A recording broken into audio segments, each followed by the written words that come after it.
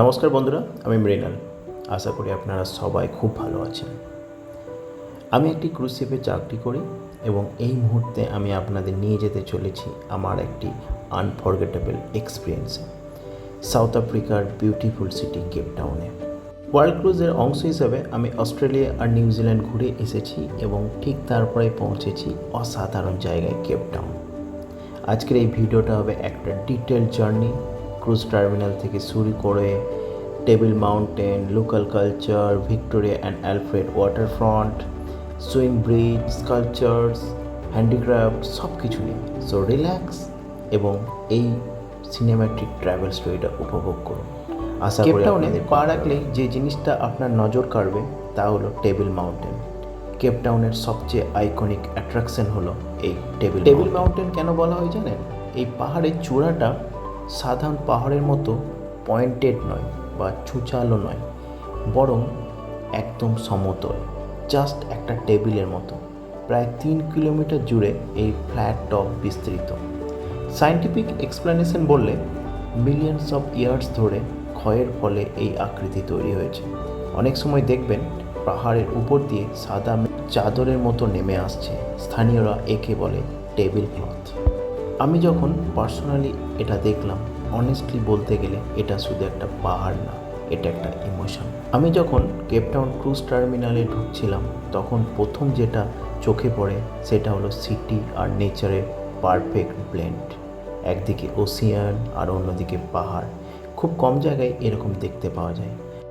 এছাড়াও আপনি রাস্তার দুপাশে দেখতে পাবেন বিভিন্ন ধরনের ভাস্কর্য।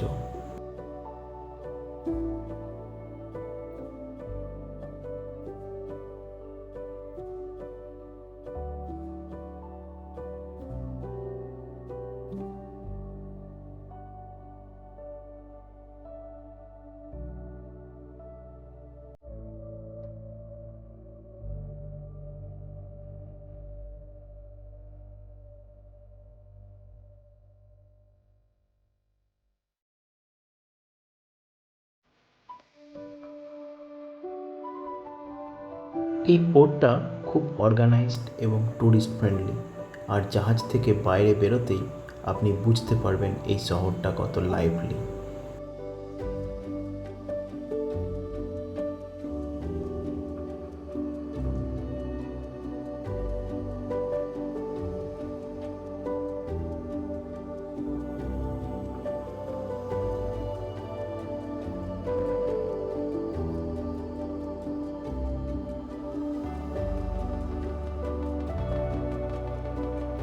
কেপ টাউন পৃথিবীর সাউদার্ন টিপের কাছে অবস্থিত, কেপ অফ গুড হোপের কাছেই।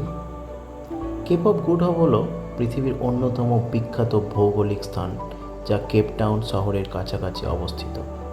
এটা একটি সমুদ্রের মধ্যে এগিয়ে যাওয়া পাথুরে ভূমি, যেখানে স্থলভাগ শেষ হয়ে সমুদ্র শুরু হয়েছে।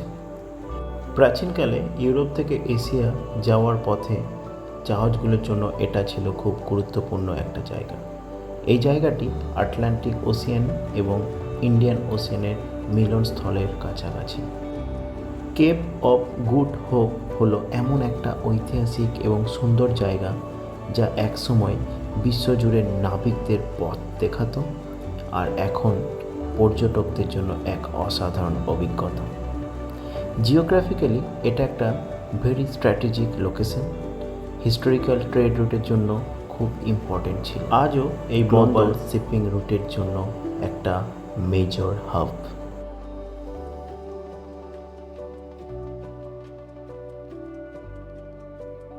এখানকার কারেন্সি হলো সাউথ আফ্রিকান র্যান্ড। সাউথ আফ্রিকাকে বলা হয় রেইনবো নেশন। এর পেছনে কারণ হলো এখানকার বৈচিত্র্যময় সংস্কৃতি। এখানে বিভিন্ন কালচার, ল্যাঙ্গুয়েজ, ট্র্যাডিশন একসাথে কোএক্সিস্ট করে। অফিসিয়াল ল্যাঙ্গুয়েজ আছে 11টা, যেমন জুলু, কোসা, আফ্রিকানস, ইংলিশ। এখানকার মানুষজন খুব ফ্রেন্ডলি এবং ওয়ার্ম হার্টেড। মিউজিক, ড্যান্স আর আর্ট এখানে এভরিডে লাইফের একটা পার্ট। স্ট্রিট পারফরম্যান্সের এনার্জি আপনাকে ইনস্ট্যান্টলি কানেক্ট করবে এই জায়গার সাথে। ক্রুজ টার্মিনাল থেকে ঢিলছড়া দূরত্বে অবস্থিত ভিক্টোরিয়া অ্যান্ড আলফ্রেড ওয়াটারফ্রন্ট, যাকে সংক্ষেপে বলা হয় V&A ওয়াটারফ্রন্ট। এটা মূলত কেপটাউনের হার্টবিট। এখানে সারাদিন লাইভ মিউজিক আর মানুষের ভিড় লেগেই থাকে। এখানে আপনি পাবেন luxury brands, local craft shops, restaurants, street markets. সবচেয়ে ইন্টারেস্টিং ব্যাপার এখানে পোর্ট এরিয়াতে, সেটা হচ্ছে লোকাল হ্যান্ডমেড প্রোডাক্ট এখানে আপনি ইজিলি পাবেন। এই ভিক্টোরিয়া অ্যান্ড আলফ্রেড ওয়াটারফ্রন্টের একটা বিউটিফুল অ্যাট্রাকশন হলো সুইং ব্রিজ। এটি একটি পেডিস্ট্রিয়ান ব্রিজ। এই ব্রিজটা ওপেন হয় যখন ছোট জাহাজ বা ছোট বোট পাস করে। এটি ওয়াটারফ্রন্টের দুপাশকে সুন্দরভাবে কানেক্ট করে। আমি যখন এখানে দাঁড়িয়েছিলাম, ব্রিজটা স্লোলি ওপেন হচ্ছিল। বিশ্বাস করুন, এটা একটা সিনেম্যাটিক মোমেন্টের মতো আমাকে লাগছিল।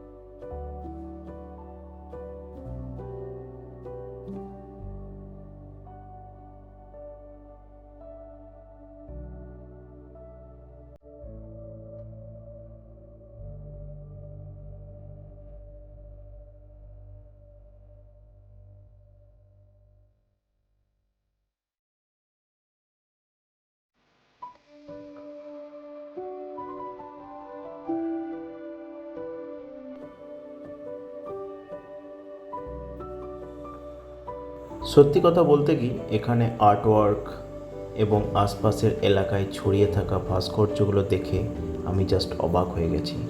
স্পেশালি মেটাল দিয়ে তৈরি করা সেই বন্য প্রাণীদের sculpture, it was really awesome. এখানকার স্থানীয় শিল্পীরা যে নিখুঁত দক্ষতায় এই মেটাল হ্যান্ডিক্রাফটগুলো তৈরি করেন, তা এক কথায় অবিশ্বাস্য। দেখে মনে হয় প্রাণীরা যেন জীবন্ত হয়ে আপনার সামনে দাঁড়িয়ে আছে। বিশেষ করে মেটাল দিয়ে তৈরি রাইনো, এলিফ্যান্ট, গরিলা, এই হ্যান্ডিক্রাফটসগুলো এত ডিটেলড আর ক্রিয়েটিভ, যেন মনে হচ্ছিল এগুলো জীবন্ত হয়ে আমার সামনে দাঁড়িয়ে আছে।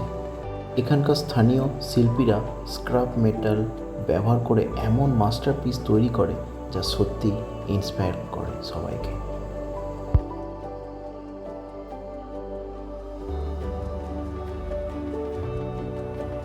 আমি এখান থেকে একটা ফ্রিজ ম্যাগনেট নিলাম, যেটাতে পাথরের মধ্যে সিংহ এবং হাতির মুখ ডিজাইন করা আছে।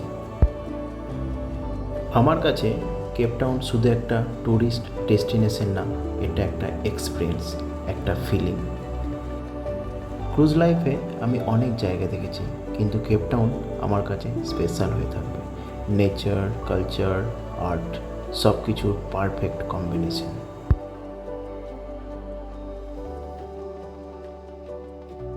তো বন্ধুরা, কেমন লাগলো আজকের এই অনুভূতির যাত্রা? যদি ভিডিওটা ভালো লাগে, লাইক, শেয়ার আর সাবস্ক্রাইব করতে ভুলবেন না। আর কমেন্ট করে জানান নেক্সট কোন ডেস্টিনেশন দেখতে চান। আমি মৃণাল আজ সাইন অফ করছি এই বিউটিফুল কেপটাউন থেকে।